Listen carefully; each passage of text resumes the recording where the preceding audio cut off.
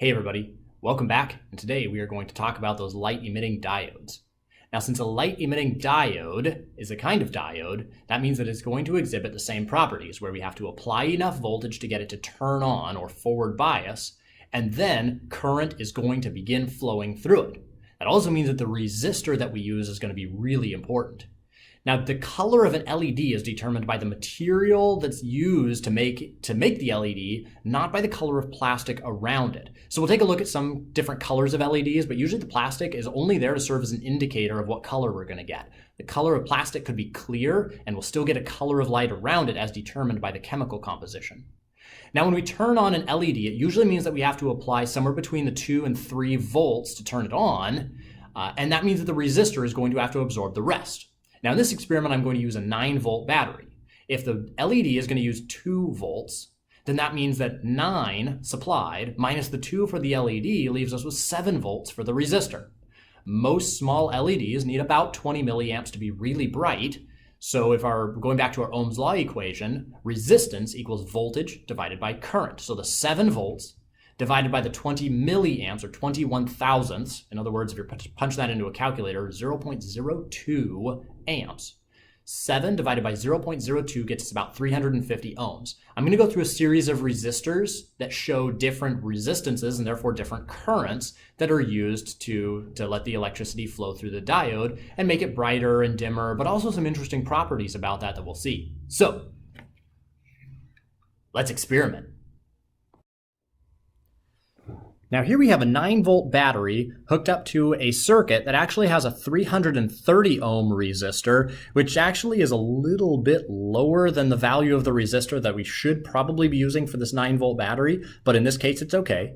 I have a current meter set up on the left, and it's measuring the number of milliamps going through the circuit. Be careful with using current meters. You can blow the fuses in those pretty easily. I'll have lots of videos explaining the difference between voltage and current and how to measure those.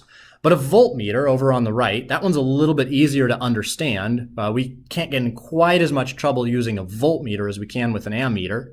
But I'm measuring the voltage of the LED, and we see about 2 volts, like I was saying.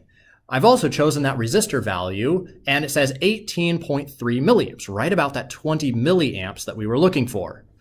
Now you'll see that the LED is on right now. Unplug the red wire and plug it back in, and sure enough, the red light, or the green light, lights up. Now I'm going to swap out the resistor. Instead of using a 330 ohm resistor, I'm going to use a 1000 ohm resistor. So let's do a swap and see what happens to our values.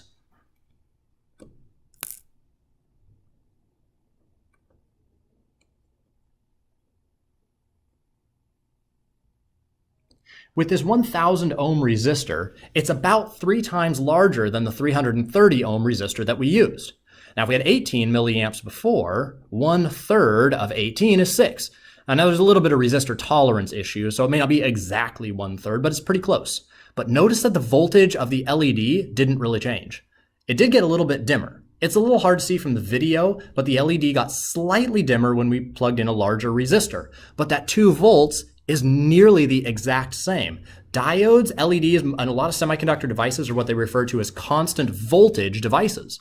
As long as we apply more than 2 volts, it's really all we're going to get.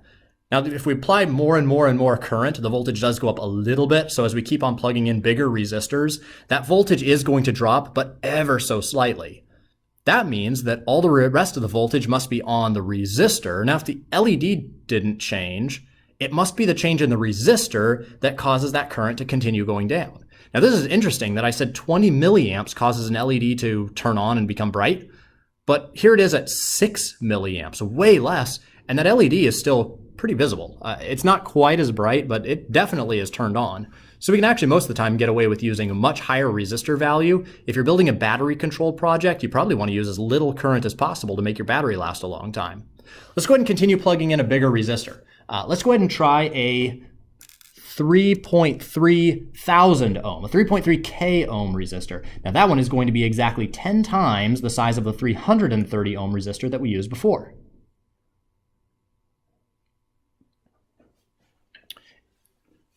Again, with a little bit of tolerance there, but 330 ohms to 3.3 thousand ohms, we went from just shy of the 20 milliamps to right about 2 milliamps, about 10 times less current. And here again, even though the current is changing drastically, that battery or that LED's voltage really isn't changing a whole lot. Let's get all the way up to a 10,000 ohm resistor.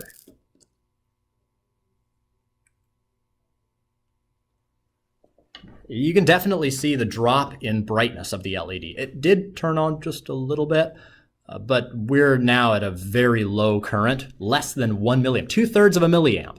And that battery voltage, or the LED voltage, it did drop a little bit, but it's still staying right around that. We're still almost 1.9 volts. It really hasn't changed that much. It's the nice thing about LEDs. They stay at a very constant voltage, really no matter what we do to them, as long as we remember that load resistor. It's got to be in there, otherwise we can do some serious damage to that LED.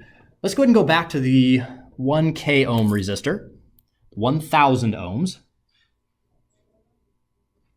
And just for fun, I'm going to try some new colors, see what happens. Now this is a green LED. I'm going to try a red LED next. 2 volts for green. Let's see what red gets.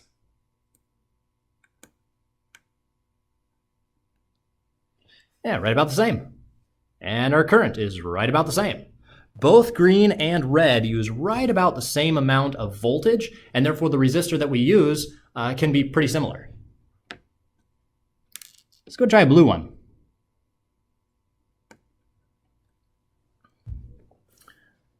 That is so bright on the video.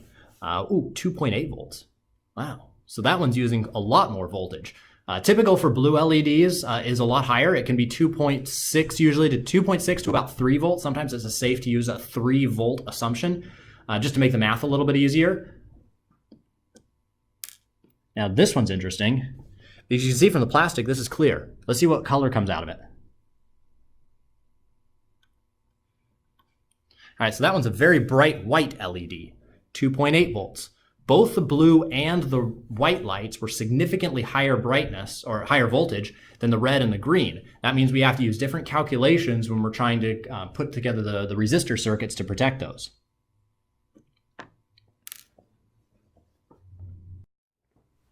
So LEDs are a lot of fun to use. I love things that light up. I also love things that move, so motors are also a pretty cool topic. I love talking about those.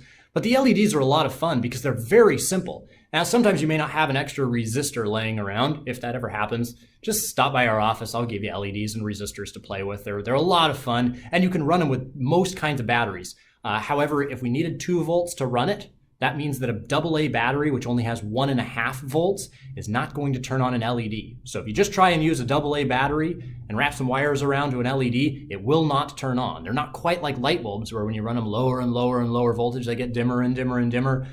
LEDs, they must have at least the 2 volts that they need or they will not turn on at all. So we have to deliver above that, but 2 AA batteries will work just fine. Oh, and one other thing too, if you're super desperate, Play-Doh also works great as a resistor. So definitely stay tuned. We got lots more videos on LEDs and motors and all kinds of other fun devices. So I hope you enjoyed this one and stay tuned for lots more coming up.